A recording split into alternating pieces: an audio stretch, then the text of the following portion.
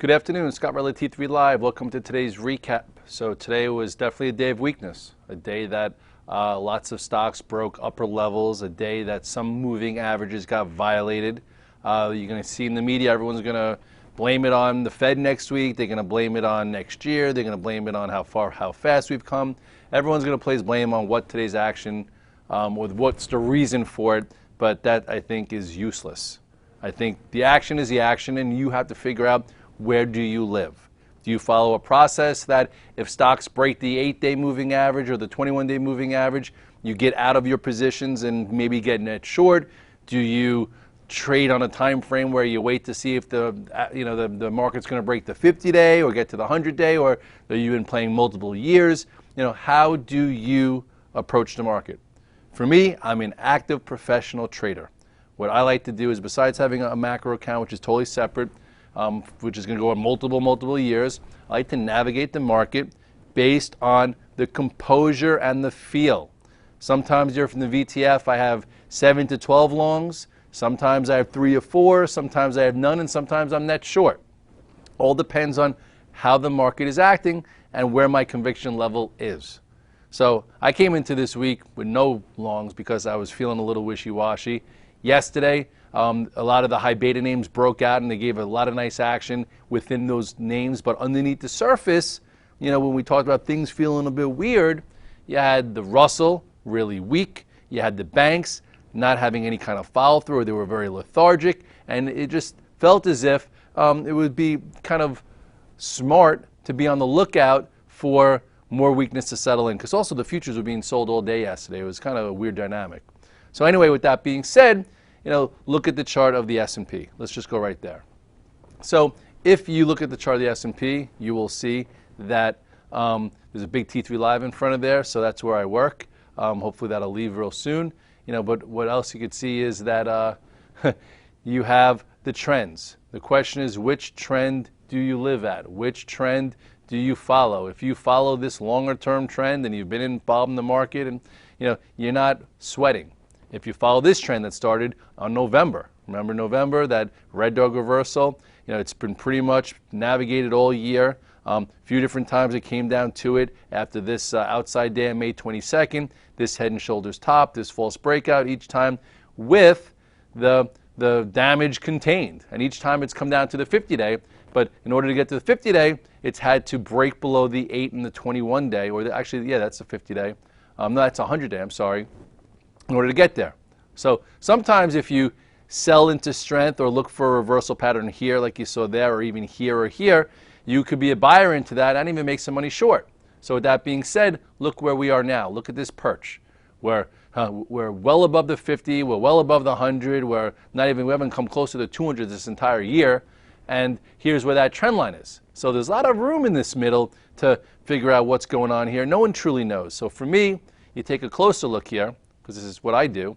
You see that here is the new trend that kind of started, right? This was your new trend on that red dog reversal when we were born on October 9th. Here is that engulfing move to take back this descending channel. And from here, we've been riding the 21-day moving average. And if you want to be super active, you could have looked at the 8-day. Here we closed below it. Time to get out of your stocks, came back above it.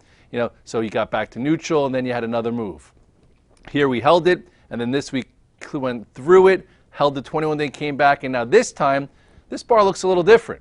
Okay, I'm not saying it's, run for the hills, get out of Dodge, we're going to crash. I'm just saying that today, when we got back below 1801, you had some time to use some high-level stops. Okay, I think I posted this chart right when we were near the 21-day, which was somewhere around 1796. I talked about first, saying if we have commitment to the jobs report day, this is where we should hold. Well, we didn't, and we broke that. So that was a spot you could have used some high-level stops. So if you want to maybe advance this chart somewhat, to take a closer look here in the SPX, you will see that this could be viewed as a bit of a head and shoulders top.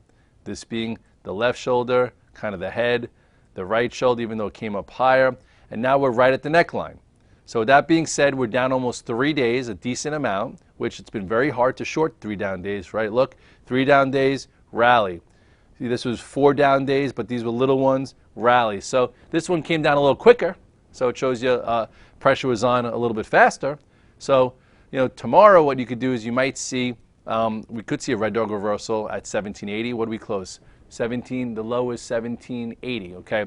So my strategy for tomorrow, if you come in with cash, okay, so to speak, and you got out of a lot of your positions, if we open lower, perhaps we go from negative to positive for cash flow tactically, and then we see what kind of rally we have to see what it means. Or if we open up, there'll probably be a lot of people that try and fade that rally, okay, and you can look at today's 15-minute chart to find some resistance to see where we shouldn't go through in order to have the sellers remain in control. We talk about that all the time.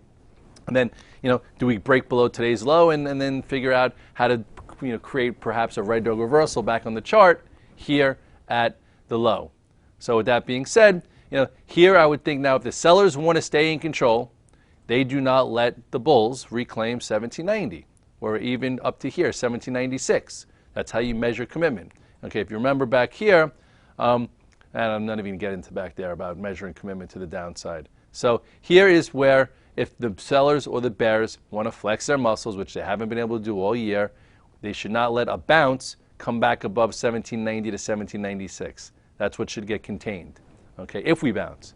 And if we open up lower, chances are there are some levels to watch, and people might try and buy it since the oscillator is like minus 45. So with that being said, if this were to be a head and shoulders pattern with the left shoulder, the head, the right shoulder, you have some people measure it to like 1813. You'd have the neckline about 1780. That's 30 handles. 30 handles takes you back down to 17, kind of close to the 50-day moving average, which wouldn't be so horrendous, right? If you go back to the chart that we just showed of where we came from and how this year has been navigated, just to put things in perspective, as the bulls have been a little bit spoiled, look where we are. That you're saying from the November low, or even from the beginning of the year, this is what would be this corrective phase if that transpires. So again, things can even get a little bit. We've tested this trend 3 other times. So anyway, all I'm trying to say is flexibility in this area. If you are active and if you're a professional and if you're looking for cash flow, looking for alpha, today was a day, to get rid of some uncommitted longs, and maybe even some people got short. And then if you're looking to see what kind of bounce back we have to figure out what the next move is, I would say the bears or the sellers would not let the 1796 or 1790 to 1796 get penetrated. So with that being said, let's talk about some stocks. It did look like the momentum names were trying to hold up. They all had really big days yesterday. If you were there yesterday, woohoo! Hopefully you played a breakout, you sold some strength, you held some trailers, and then you figured out where those trailers should be exited. Some of those trailers, typically when a stock gaps up and comes back below the prior day's high, that's my typical sell signal. Then especially if it takes back a breakout level, then you got to really run for the hills. So with that being said, let's talk about Apple, because I talk about Apple a lot. So here was that last breakout at 526. That was your move into the China Mobile News. And I would say this doesn't look that bearish. Okay, I know I was long coming in today, and I added to it as it looked like it was breaking above this, 590. And here's your thing. If you are trading a stock for, okay, just say you weren't in Apple, and you're like, I think Apple's going to break above 580, 569 for a move into highs, and that was your reason for buying it. If it went above it and didn't stay above it, that's your out. You were playing it for momentum. Okay, you weren't playing it because you've been trailing it since this 526. So, with that said, if you were playing it for the potential of that happening, this day dampens that. Okay, what's the bullish things it has going for you? It's holding above the 8-day, and it's been following this for a while. But I kind of think that doesn't hold that much water. So with that being said, if it opens up tomorrow, does a few inside days, perhaps it tries again. But I think you could revisit it. If it opens up here and you see relative weakness, trades below 559, which it could, I think that this would be your next level of interest into the 21-day, which would still be deemed a pretty darn strong stock considering where it came from. So with that being said, but people like Red Dog, would you go home short Apple? I was like, you do whatever you want. If you were looking for a short signal in Apple, this was one of your first, but it hasn't had that much follow through. Look what happened here. This looked like a short signal, didn't go down. But anyway, with that being said, this kind of makes it look like a B play for upside versus when we came in today, it looked like an A- trade for upside. So take that for what it's worth. Netflix looked as if it was going to break out. I actually bought, I think, this high here, but it didn't break out and hold above 370, got out of the way, lost a little. And overall, is it still above the 8-day and above the 21-day? Yes. But if you were playing it for a breakout, you know what? You probably should have got out of the way. If you're playing for it to break this range and you're cheating a little bit, yeah, maybe you have a little bit of a short entry. Okay, you look at Amazon. Amazon, I know I was looking for it to potentially break above this inside range. What happened? It closed on its lows. Does this look vulnerable to me? Yeah. Right here is your rejection at 400. This day just engulfed the past 4, and I wouldn't be sitting in this long. Okay, if you went home short, it makes a little bit more sense with today's action versus being long. You know, if it opened up and traded below this low of 382 tomorrow, that would probably be a short entry, and then perhaps it comes in and retests this or retests the 21-day. The 21-day has been holding for the majority of the time. So if you were playing it for a breakout to get back above 400, this day makes that not look likely to happen sooner, so you figure it out. If you've been in it for 3 years and you're enjoying massive gains, this really doesn't mean much to you. So this would be a crucial area. We'll see what happens there tomorrow. Baidu broke out yesterday, and you know, you never really want to see something like this. It's kind of gross where, you know, it breaks out and then gets matched with the red day. So what do we call that? A breakout failure for now. So if you were playing for a breakout continuation, hopefully you sold some into the strength on day 2, and then today you saw some weakness set up and you got out. And if you're still in some, you know, I guess you could kind of draw your line like this. If it were to break here, I would get out of the way and revisit it. So, you know, some other names. First, let's go to the Russell. The Russell, which led us up a lot of the year. Yesterday, everyone in Twitter sphere would point to all the major technicians saying there could be something wrong here. The Russell's diverging. It's really weak, and this time it led to a nice red flag yesterday, which hopefully kept you in check a little bit. And if you look at the Russell, the IWMs, you will see that, you know, overall, okay, let's look at the trend here.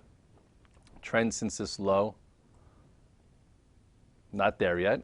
So overall bullish, okay? But if you navigate for alpha for short-term gains in P&L, you know, hopefully you saw this and you got a little bit out of the way, right? You saw the weakness yesterday, or maybe even got short. So here was somewhat of a breakout failure. Here was your lower high. And then this broke in the 8 and the 21-day before the spiders that did it today. So this should have been down at the 50. So at least it played by the rules. Relative weakness the last few days. Spiders broke below the 21-day. So this at least makes sense. Okay, it wasn't random that it went down to the 50-day. Okay, and if you look at the trend line, it has some room. Perhaps tomorrow you get a little red dog reversal for tactical action, but overall, here's a trend line. So on a macro basis, not much has changed. But, you know, if you navigate for cash flow, this would have been a good spot to exit, or maybe even here. So this way you could look at this spot for opportunity.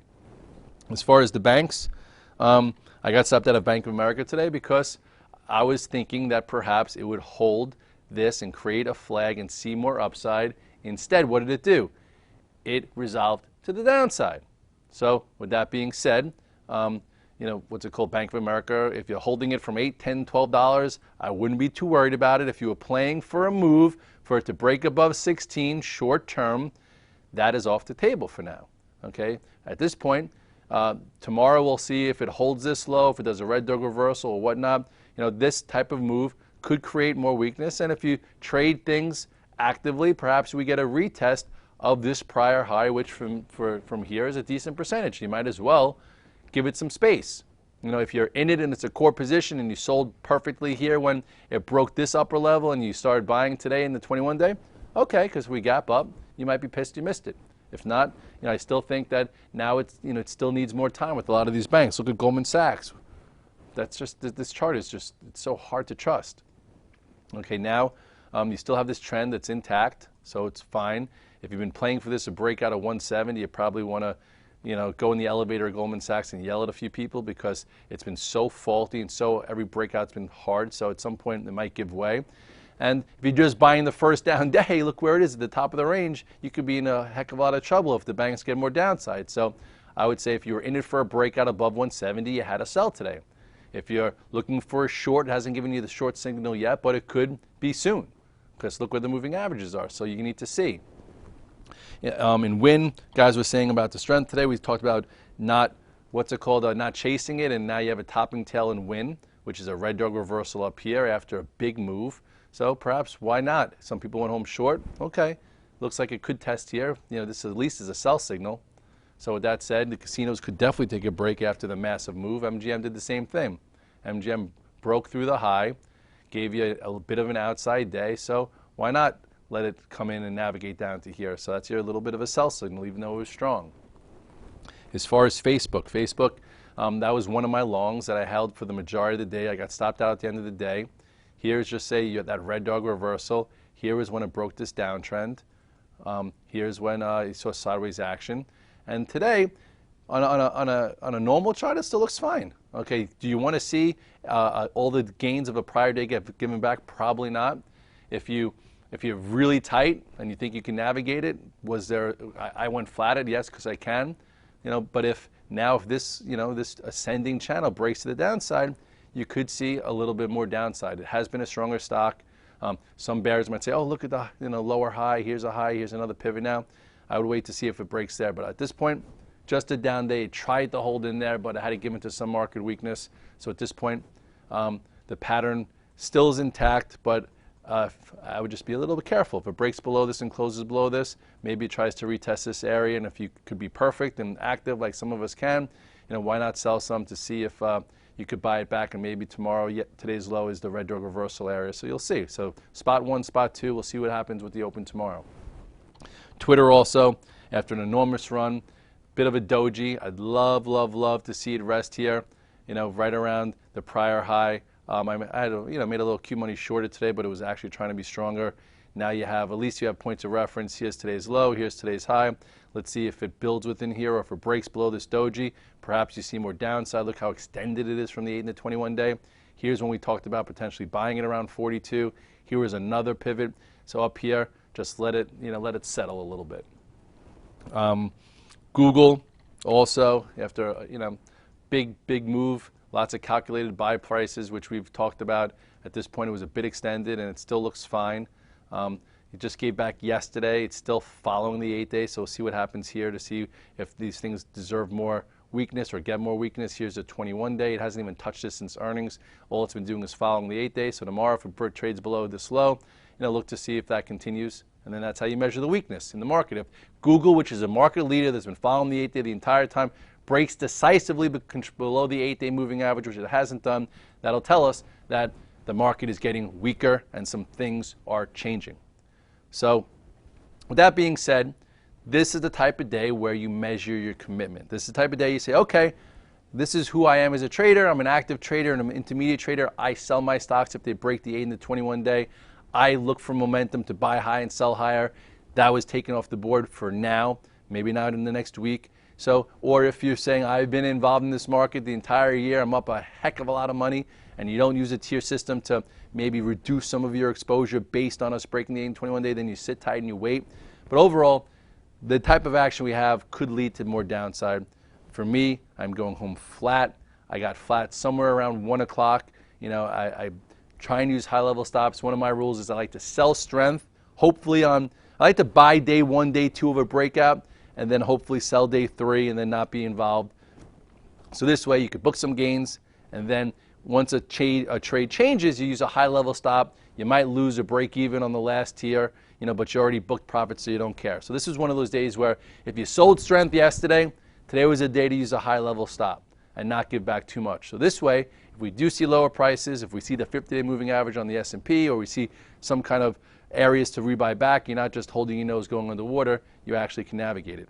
If you're in usually 2-3 tiers and you sold 2 of them and you're only in tier 1, you're like, I don't care, I'm just going to ride this out because I probably don't have enough time to get back involved, which could be higher prices in the next few months, then you just sit through with your tier 1 and you figure it out.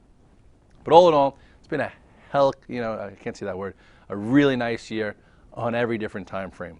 Right now, we're extended. We're a little oversold short term here, but in as far as the charts I showed you, there's still some room. So if you're just blindly buying because that's what you've been doing all year, I'd be just a little bit more, not say skeptical, but just make sure you have a plan. For me, I'm going to Florida tomorrow for a wedding, so I will be trading somewhat remotely. I'll check in and out, but I'm not going to be as active as I've been, each and every day.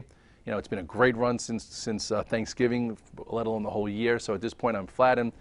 If we open up down tomorrow, maybe you'll see me on Twitter or you'll see the virtual trading floor. I'll try and buy a little bit of the spiders or little indices or try and trade. But I'm going to be on a plane at 11 o'clock, and I'm going to try and enjoy the family and fun this weekend, because that's what Christmas is all about. That's what December is all about. That's what the holidays are all about.